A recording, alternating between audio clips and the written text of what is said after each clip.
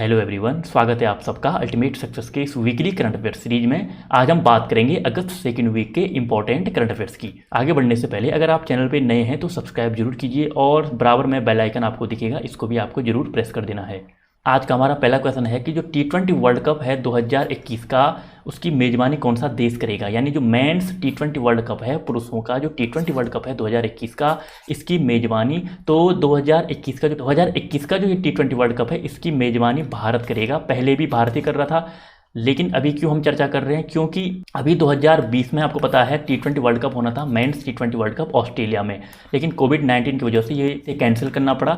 अब कैंसिल करिए या इसको पोस्टपोन करना पड़ा 2022 के लिए। यानी 2020 का जो T20 वर्ल्ड कप होना था पुरुषों का, उसको अब 2022 में कराया जाएगा ऑस्ट्रेलिया में, लेकिन 2021 का वर्ल्ड कप होगा भारत में। आगे बढ़ेंगे। विश्व के स्वदेशी लोगों का अंतर्राष्ट्रीय दिवस कब मनाया जाता है। International day of world's indigenous peoples, जो ये दिवस मनाया जाता है, ये हर साल 9 अगस्त को मनाया जाता है और इसको स्वदेशी लोगों का अंतर्राष्ट्रीय दिवस तो कहते ही हैं। इसके अलावा विश्व आदिवासी दिवस भी हम इसे कहते हैं। तो विश्व आदिवासी दिवस बोलो या स्वदेशी लोगों का अंतर्राष्ट्रीय दिवस बोलो, दोनों मनाते हैं हम ये 9 अगस्त को। तो इस बार 2020 की थीम क्या है इसकी, ये इंपॉर्टेंट है। तो जो ये स्वदेशी लोगों के लिए अंतर्राष्ट्रीय दिवस है, इस बार इसकी जो थीम है वो है कोविड-19 एंड इंडिजिनस पीपुल्स रेजिलेंस, यानी कोविड-19 और स्वदेशी लोगों का लचीलापन। कोविड-19 और स्वदेशी लोगों का लचीलापन, ये थीम थी इस बार स्वदेशी लोगों के अंतर्राष्ट्रीय दिवस की। अगला हम देख रहे हैं, अब हम यहाँ पे सारे इंपॉर्टेंट दिवस देख लेते हैं इस वीक के। वर्ल्ड ऑर्गन डोनेशन डे, विश्व अंगदान दिवस हर साल मनाया जाता है 13 अगस्त को, ये हमें ध्यान रखना है। अंतर्राष्ट्रीय युवा दिवस जो इंटरनेशनल यूथ डे है, ये होता है 12 अगस्त को। तो 12 अगस्त को अंतर्राष्ट्रीय युवा दिवस, 13 अगस्त को विश्व अंगदान दिवस। और इस बार जो अंतर्राष्ट्रीय युवा दिवस की थीम थी वो है youth engagement for global action. ठीक है, youth engagement for global action, यह है अंतर्राष्ट्रीय युवा दिवस की थीम। विश्व हाथी दिवस यानी वर्ल्ड एलिफेंट डे हर साल मनाया जाता है 12 अगस्त को, और इस बार भी हमने इसको मनाया 12 अगस्त को।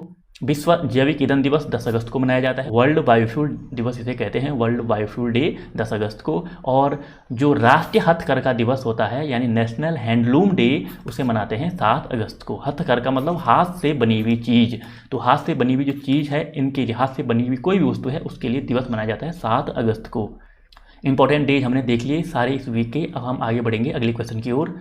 किस देश ने हिंद महासागर में तेल के रिसाव होने के कारण पर्यावरणीय जो आपातकाल है इसकी घोषणा की है। तो जो इन्वायरमेंट इमरजेंसी यहाँ पे लगी है, ये किस देश ने लगाई है। तो हिंद महासागर में अभी तेल का रिसाव हुआ। दरअसल अभी क्या हुआ कि जापान का एक जहाज़ फंसा हुआ था हिंद महासागर में, तो यहाँ पे उसमें तेल का रिसाव हो गया। तो मॉरिशस के नज़दीक था, मॉरिशस ने आपातकाल, इमरजेंसी आपातकाल की यहाँ पे घोषणा की। इन्वायरमेंट इमरजेंसी यानी पर्यावरणीय आपातकाल, क्योंकि आप जानते हैं अगर तेल का रिसाव बड़े स्तर पर समुद्र में होगा तो उस स्थान पर तेल पूरी तरह से फैल जाएगा और वहाँ पे जो जीव रहते हैं, समुद्री जीव, उनको काफ़ी नुकसान हो सकता है। इसलिए यहाँ पे आपातकाल लगाया गया है मॉरिशस सरकार द्वारा।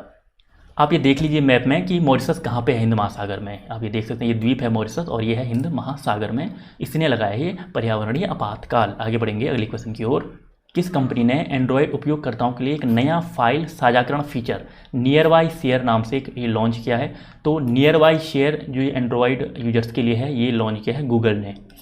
तो नियर बाय शेयर आपको ध्यान रखना है, केवल इतना ही ध्यान रखना है, ये गूगल ने लॉन्च किया। बाकी गूगल के बारे में आप जानते ही हैं। 1998 में गूगल की स्थापना की थी Larry page and Sergey Brin ने। तो किसने की थी 1998 में गूगल की स्थापना? Larry page and Sergey Brin. अगला क्वेश्चन है हमारा, solar energy corporation of India द्वारा आयोजित बोली में हासिल सभी पवन ऊर्जा परियोजनाएं हैं, उनको पूरा करने वाली पहली कंपनी कौन सी बनी है। तो जो जितनी भी इन्होंने जो परियोजनाएं इन्होंने ली थी और इनको पूरा किया है, तो ये है सेम्बकॉर्प एनर्जी इंडिया लिमिटेड। तो सेम्बकॉर्प एनर्जी इंडिया जो लिमिटेड है, इसने इसको पूरा किया है।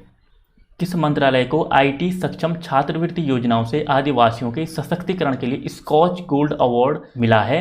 तो जो स्कॉच गोल्ड अवार्ड दिया गया, ये जनजाति जो मामलों के मंत्रालय है उसको मिला है, मिनिस्ट्री ऑफ ट्राइबल अफेयर्स। और कौन है हमारे जनजाति मंत्रालय के मंत्री? तो अर्जुन मुंडा हैं अभी जनजातीय जो मामलों के मंत्री।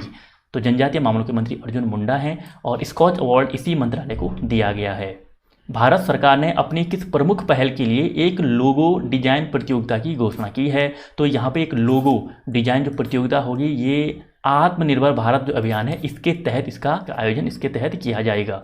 भारतीय रिजर्व बैंक ने बैंकों को सोने के मूल्य का कितना फीसदी तक कर्ज देने की अनुमति दी है। आप जानते हैं जो भारत जो रिजर्व बैंक है ये गाइडलाइंस तय करता है बैंकों के लिए, और बैंकों से जब आप लोन लेते हैं तो लोन के बहुत सारे तरीके होते हैं। उनमें से एक तरीका होता है गोल्ड पे, जो आपके पास सोना होगा उस पे लोन लेना। तो सोने के मूल्य पे अभी तक लोन मिलता था, उसके सोने के मूल्य के अकॉर्डिंग ही अभी बैंक लोन देते हैं। तो अभी तक 75% तक ही, जैसे जितना आपके पास सोना है उसका 75%, जितना सोने की कीमत होगी उसका 75% ही बैंक आपको लोन देते थे। लेकिन अब इसको RBI ने बढ़ा के 90% या 90% कर दिया है। तो अब आपके जो सोने पे आपको 90% तक का लोन आपके बैंक आपको दे सकते हैं।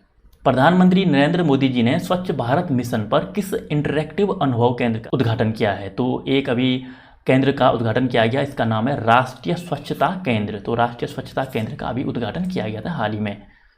भारत किस देश में आयोजित होने वाली कवकाज 2020 बहुपक्षीय सैन्य अभ्यास में भाग लेगा। तो जो ये कवकाज 2020 है ये एक बहुपक्षीय यानी कि मल्टीलेटरल मिलिट्री एक्सरसाइज है। बहुपक्षीय यानी मल्टीलेटरल जो मिलिट्री एक्सरसाइज आप जानते हैं, जो एक्सरसाइज होती हैं ज़्यादातर आपने देखी होंगी 2 देशों के बीच होती हैं, जैसे भारत ऑस्ट्रेलिया, भारत बांग्लादेश, हर देश के साथ लगभग भारत की जैसी एक्सरसाइज होती है उसका एक अलग अलग नाम है। जैसे संप्रीति एक्सरसाइज भारत और बांग्लादेश के बीच होती है। USA के साथ जैसे युद्ध अभ्यास के नाम से भी है, युद्ध अभ्यास एक्सरसाइज है USA के साथ, और ऐसे ही बहुत सारी एक्सरसाइज होती हैं। इसके लिए मैं अलग से वीडियो भी बनाऊंगा जो इंपॉर्टेंट एक्सरसाइज होंगी। अभी आप यहाँ पे देखिए जो कवकाज जो 2020 एक्सरसाइज है बहुपक्षीय ये अभ्यास होगा। इसमें लगभग 18 देश से ज़्यादा 18 जो देश हैं 18 देशों से ज़्यादा देश भाग लेंगे, और इसमें से एक भारत भी होगा।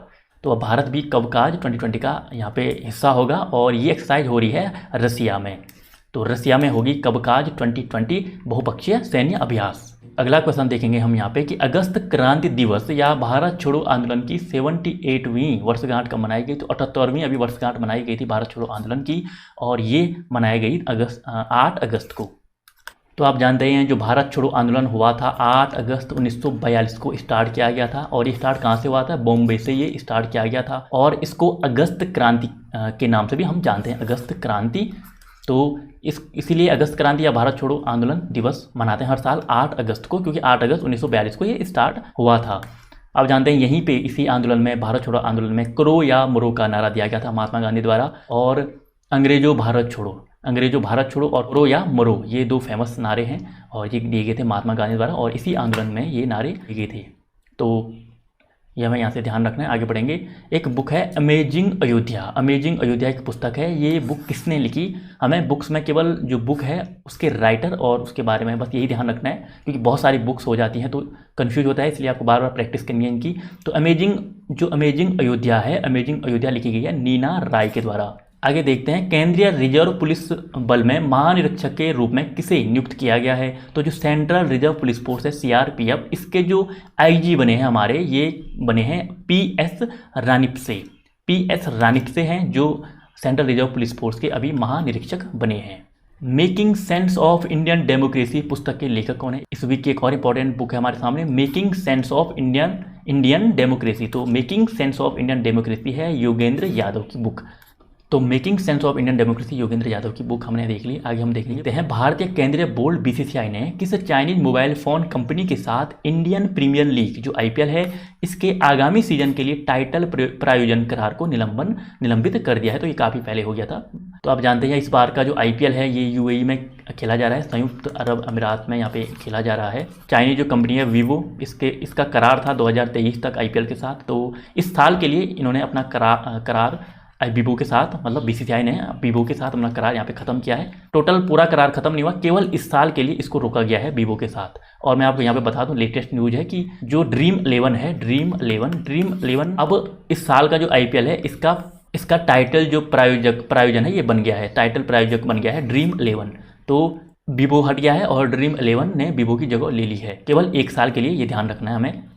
प्रधानमंत्री नरेंद्र मोदी ने किस शहर और पोर्ट ब्लेयर को जोड़ने वाले सबमरीन ऑप्टिकल फाइबर केबल का वीडियो कॉन्फ्रेंसिंग के जरिए उद्घाटन किया। तो जो ऑप्टिकल फाइबर केबल है OFC आपको मैं कहीं इमेज दिखा रहा हूँ, आप स्क्रीन पर देखिए।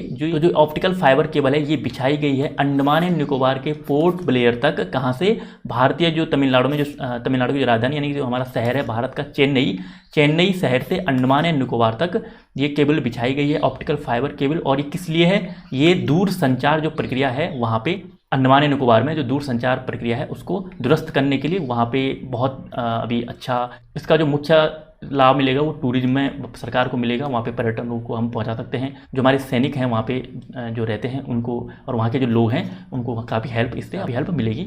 तो चेन्नई और पोर्ट ब्लेयर को जोड़ने वाली है ऑप्टिकल जो सबमरीन जो फाइबर केबल है। और ध्यान रखना ये एक पनडुब्बी केबल है, इसको हम कहेंगे पनडुब्बी केबल। पानी के नीचे से ये केबल समुद्र के नीचे यानी पानी के अंदर ये केबल बनाई गई है पूरी चेन्नई से लेके अंडमान एंड निकोबार के पोर्ट ब्लेयर तक लगभग 2000 किलोमीटर के ऊपर ही इसकी लंबाई है। तो अंडमान एंड निकोबार तक ये जुड़ी गई है। तो अंडमान एंड निकोबार के जो उपराज्यपाल हैं वो कौन है अभी? तो अंडमान एंड निकोबार के उपराज्यपाल हैं admiral DK. Joshi. Admiral DK. Joshi हैं, एडमिरल डी.के. जोशी जी हैं अभी अंडमान एंड निकोबार के उपराज्यपाल। फ्यूचर ब्रांड इंडेक्स 2020 में रिलायंस इंडस्ट्री ने कौन सा स्थान हासिल किया है? तो जो फ्यूचर ब्रांड इंडेक्स है 2020 का, इसमें रिलायंस इंडस्ट्री सेकंड नंबर पे पहुंच गई है। तो आप जानते हैं रिलायंस जो इंडस्ट्रीज है अंबानी ग्रुप्स की, तो ये बहुत तेज़ी से आगे बढ़ रही है और फ्यूचर ब्रांड इंडेक्स में दूसरे नंबर पे है। तो रिलायंस इंडस्ट्री दूसरे नंबर पे इसकी रैंक है। तो पहले नंबर पे कौन है? पहले नंबर पे एप्पल है। एप्पल आप जानते हैं ना, यूएसए की जो कंपनी है एप्पल। तो एप्पल पहले नंबर पे और दूसरे नंबर पे यहाँ पे रिलायंस इंडस्ट्रीज पहुँच गई है। तो 20वें न्यूयॉर्क इंडियन फिल्म फेस्टिवल में किस मलयालम मूवी ने सर्वश्रेष्ठ फिल्म का पुरस्कार जीता है? तो सर्वश्रेष्ठ फिल्म जो ये मलयालम मूवी है मूथोन नाम की, तो मूथोन ने जीता है 20वां न्यूयॉर्क इंडियन फिल्म फेस्टिवल।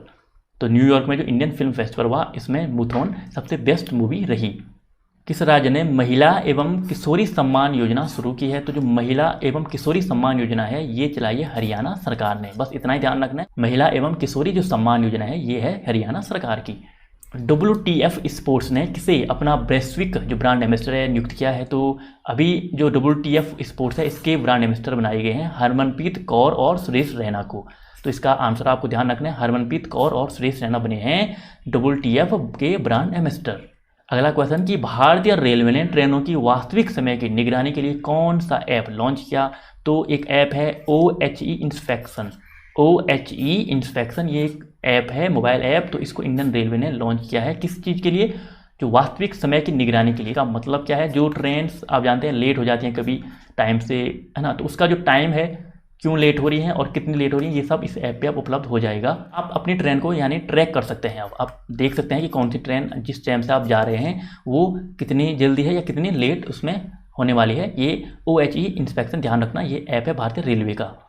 अगला क्वेश्चन है हमारा कि संघ लोक सेवा आयोग के नए अध्यक्ष के रूप में किसे नियुक्त किया गया है? देखो अपॉइंटमेंट है एक इंपॉर्टेंट। संघ लोक सेवा आयोग UPSC आप जानते हैं, UPSC के अभी नए जो अध्यक्ष बने हैं वो बने हैं प्रदीप जोशी। तो प्रदीप जोशी को अपॉइंट किया गया है UPSC के डायरेक्टर के रूप में।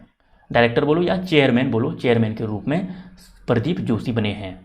देश की पहली किसान स्पेशल पार्सल जो ट्रेन है या किसान ट्रेन भी आप इसे कह सकते हैं, ये महाराष्ट्र के देवलाली और बिहार के किस स्टेशन के बीच माल का परिवहन करेगी? तो आप ये समझिए कि जो भारत की पहली किसान रेल ट्रेन है ये किन दो शहरों के बीच जा रही है? तो महाराष्ट्र के देवलाली से ये जा रही है दानापुर रेलवे स्टेशन के बीच। ये आंसर यहाँ पे मार्क है पहले से। दानापुर रेलवे स्टेशन जो कि बिहार में है, तो देवलाली से दानापुर रेलवे स्टेशन तक जाएगी स्पेशल पार्सल ट्रेन या पहली किसान ट्रेन। तो ये दोनों जगहों पे हमें ध्यान रखना है कि देवलाली कहाँ पे है, ये है महाराष्ट्र में, और दानापुर जो रेलवे स्टेशन है, दानापुर जो जगह है दानापुर रेलवे स्टेशन, ये है बिहार में। आगे बढ़ेंगे अगले क्वेश्चन की ओर।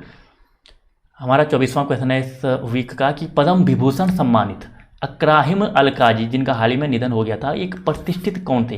तो जिनका निधन हो जाता है, जो इंपॉर्टेंट व्यक्ति होते हैं उनसे संबंधित यही क्वेश्चन सबसे इंपॉर्टेंट पूछा जाता है कि वो किस क्षेत्र से थे, किस फील्ड से थे।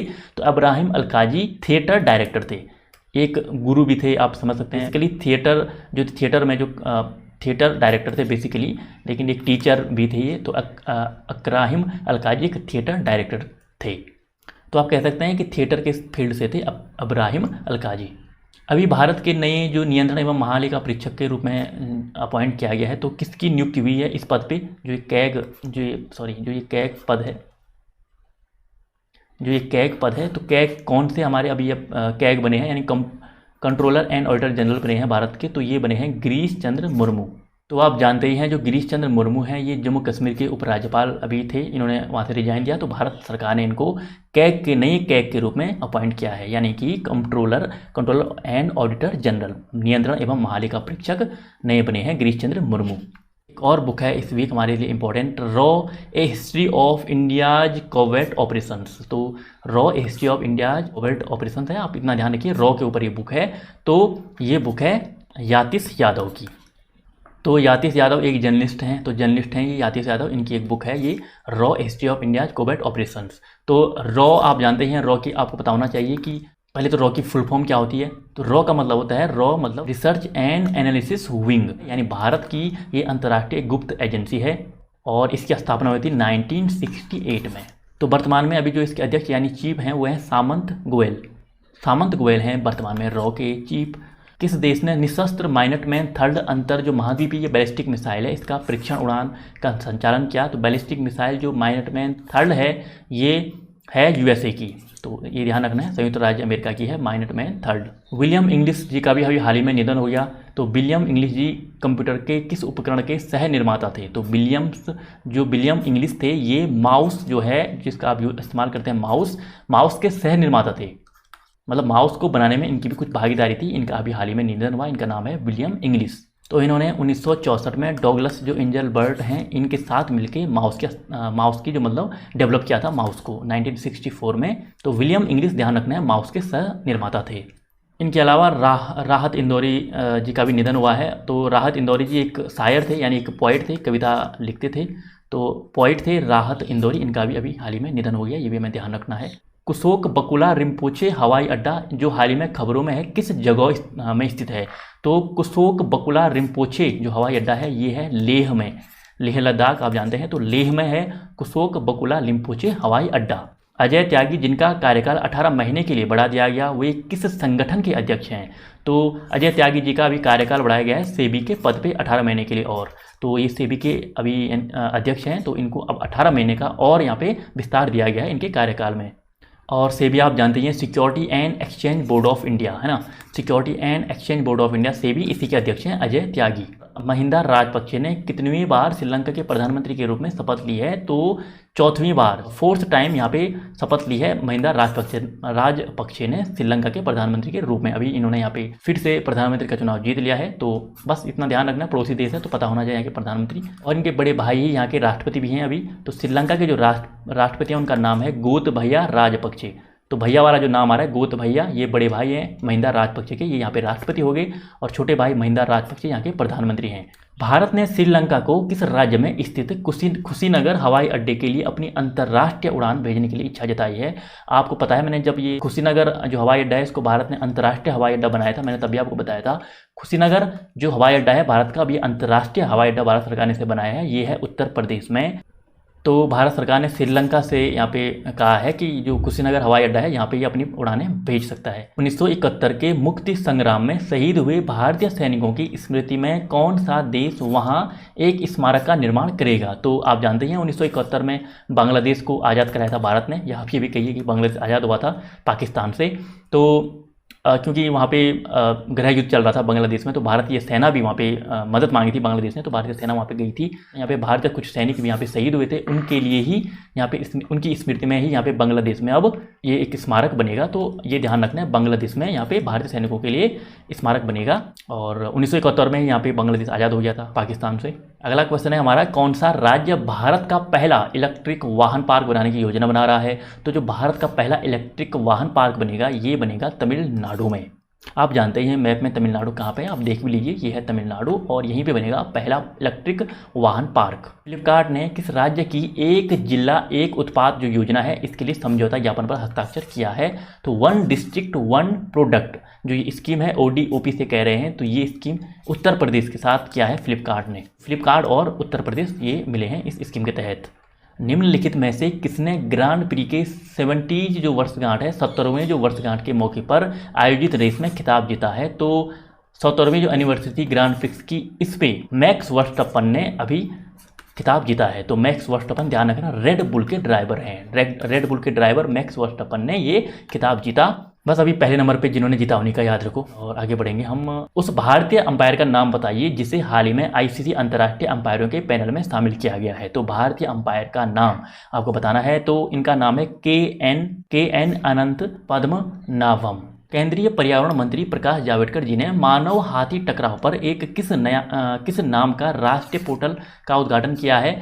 तो अभी जो ह्यूमन और एलिफेंट के बीच जो कॉन्फ्लिक्ट देखने को मिलता है, मानव हाथी जो टकराव होता है, उसके लिए एक सुरक्षा नाम का ये राष्ट्रीय पोर्टल लॉन्च किया गया है हमारे पर्यावरण मंत्री द्वारा। तो जो ये सुरक्षा है कब लॉन्च किया गया, तो 12 अगस्त को। आप जानते हैं, मैंने अभी आपको बताया था, विश्व हाथी दिवस 12 अगस्त को। इस दिन सुरक्षा, यहाँ पे ये मानव हाथी टकराव पे ये पोर्टल लॉन्च किया गया सुरक्षा नाम से। आगे बढ़ेंगे। एक बुक है थरूर सौरस। तो थरूर सौरस पुस्तक के लेखक कौन है, बहुत आसान है, ये थरूर के नाम पे ही, अपने ही नाम पे थरूर सौरस ये बुक है। तो थरूर कौन है, शशि थरूर, और काफ़ी अच्छे लेखक हैं शशि थरूर। तो इनकी ये बुक है थरूर सौरस, इतना हमें ये ध्यान रखना है। किस राज्य के क्रिकेट संघ ने अपने नए मुल्लामपुर जो अंतर्राष्ट्रीय क्रिकेट स्टेडियम है, इसका नाम स्वर्गीय महाराजा यादवेंद्र सिंह के नाम पे रखने का फैसला किया है। तो जो लेट महाराजा यादवेंद्र सिंह हैं, इनके नाम पे पंजाब यहाँ पे अब क्रिकेट स्टेडियम का नाम रखेगा। तो पंजाब क्रिकेट संघ है जो मुल्लामपुर अंतर्राष्ट्रीय क्रिकेट स्टेडियम है, इसका नाम इनके नाम पे महाराजा यादवेंद्र सिंह के नाम पे रखेगा। अगला हमारा आज का लास्ट क्वेश्चन है, ज्वालामुखी माउंट सिनाबुंग जिसमें हाल ही में विस्फोट हुआ, ये किस देश में स्थित है। तो हमें इतना ध्यान रखना है कि जो ज्वालामुखी है माउंट सिनाबुंग, ये इंडोनेशिया का है। इंडोनेशिया के सुमात्रा जो द्वीप है, सुमात्रा द्वीप है इंडोनेशिया में, तो सुमात्रा द्वीप में ये फटा है।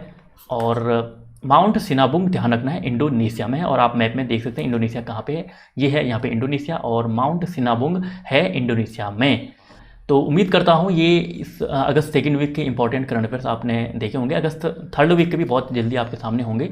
और बाकी रिवीजन के लिए मैं बेस्ट 200 लेके आ रहा हूँ, और जिसमें मैं अभी शुरुआत में 2 महीने के बेस्ट जो है 200 क्वेश्चन लूँगा।